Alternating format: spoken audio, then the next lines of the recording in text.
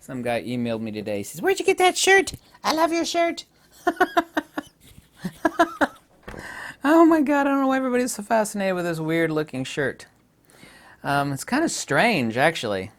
This is the time of the year. Now, 2020 has been the suckiest year in memory. It sucks. Yeah? I don't know about you, but this year really blows chunks. I don't like it. It's just, this year is no damn good. But nevertheless, I always do this every year because everybody keeps asking me questions like, what are top, of course, it's like, well, that's your opinion.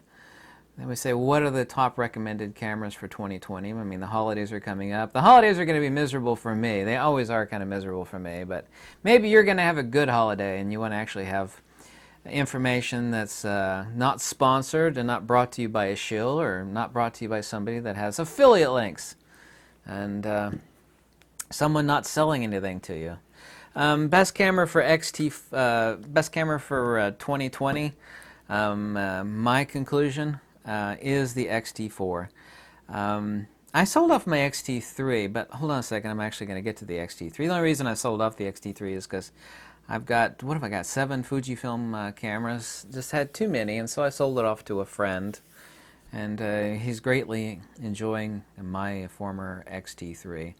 But the best camera for 2020, in my humble conclusion of everything that's come out, and I will be testing the Canon R5. I actually don't hate Canon. I don't know why some people keep thinking that I hate Canon. I don't. I kind of despise the fact that 60% of their lenses are garbage, consumer level junk, but 40% of their lenses are really, really good. I don't like Canon's horrific eye relief. I don't like the fact that no matter whether it's their mirrorless camera or their DSLRs, it's like looking through a straw to me. Not literally, but it's pretty close. I don't hate Canon, but my pick for number one best camera for 2020 is the XT4. Now that's price being irrelevant. Best value for 2020 is, and you're probably going to be surprised me saying this, are 2 cameras. I'm not going to put one over top of the other, but first of which is the Fujifilm X-T3, which is currently on sale for $1,000 for the body only, whether they be black or silver. And that is just an incredible price. If you don't need IBIS, and I don't need IBIS at all, I don't. I'm not into video. The X-T3 is incredible. Same sensor, image output engine. Don't have IBIS, you don't have all the extended video functionality on the X-T3. By the way, the silent shutter on the X-T4 is absolutely incredible. It's even better than that on the X-H1, which I didn't think it was possible. But the best value camera for 2020, and I've already said that like a couple weeks ago, is the X-T3. Next camera right next to it, best value for 2020, and I reviewed this camera like a month and a half ago, something like that, is the Nikon Z5. Yes, I said the Nikon Z5. For $1,200, dual card slot, nice full frame sensor camera, great ergonomics. Yes, you don't have vertical grip capability. Don't really give a darn. The Nikon Z5 I consider to be the best value camera right alongside the X-T3 for 2020. Yes, I actually said the Nikon Z5.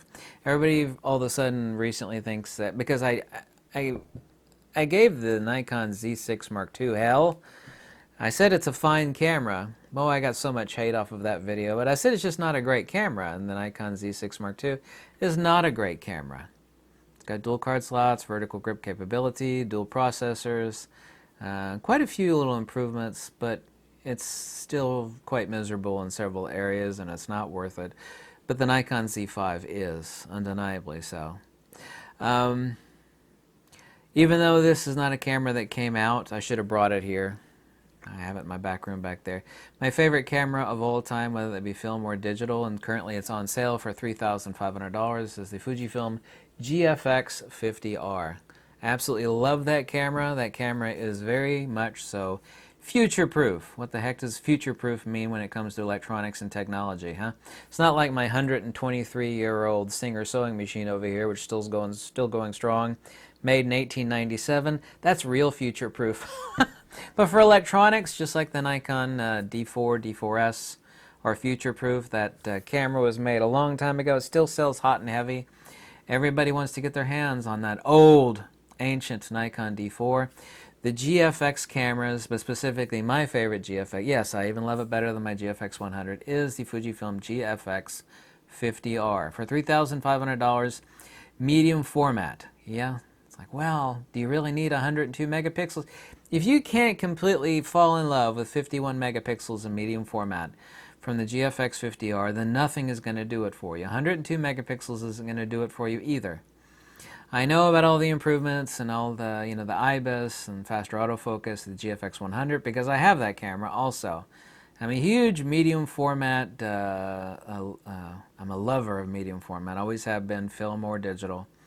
So the best value camera, and my favorite camera of all time, is the GFX 50R at $3,500. I'm about to mention this, and this camera surprised me the most. This is the XS10 Fujifilm, but currently, its new price is $1,000, same price as the X-T3 currently. And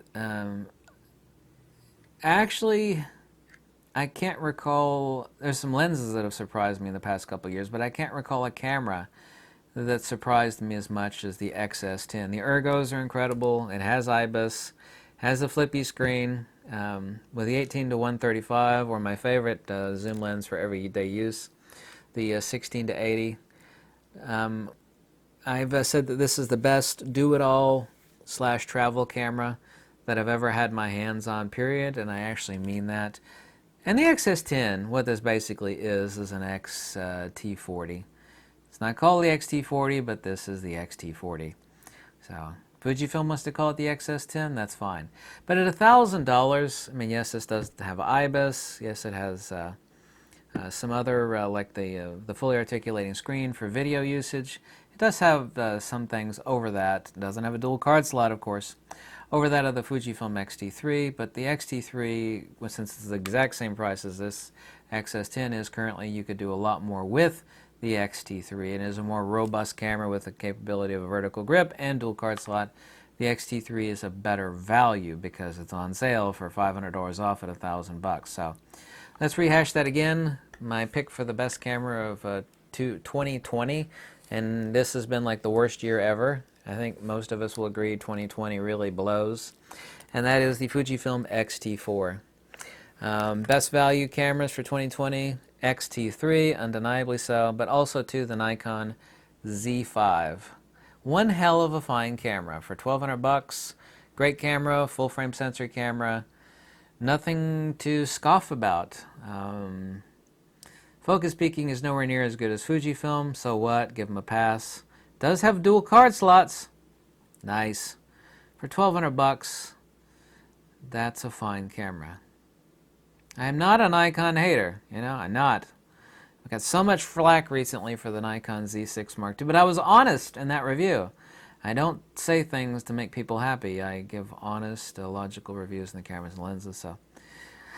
And that's it. And once again, of course, even though it was not made in 2020, the best value camera, because everybody wants to get it. If you think you don't want to get into medium format digital, you're lying. Don't lie to me. You lie to yourself, but don't lie to me. Is the GFX 50R. Yes, it didn't come out this year, but medium format will spoil you rotten, and nothing beats medium format. Unless it's for hardcore sports action, wildlife. Even the GFX 100, even though it's the world's first action medium format camera, medium format still not for super hardcore sports action wildlife, obviously so.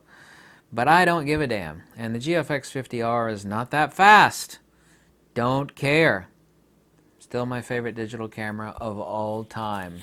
I will never sell that camera. I have a love affair with the GFX 50R. I love the GFX series of cameras, but that's my favorite one.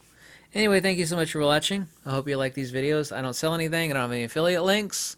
Any donation is kindly welcome. Or you could tell me to jump off a cliff. Whatever makes you happy. Well, I'll be glad when the year 2020 is over with, because this year is basically blown chunks. You know it, and I know it. It is what it is. Don't blame me. But wait for it. Fujifilm. Actually, I do love Nikon. I loved, other than the fact that I have so many bills and whatnot, I'd love to own the Nikon Z5. It's just a great camera. So, anyway, Nikon and Fujifilm. Goodbye.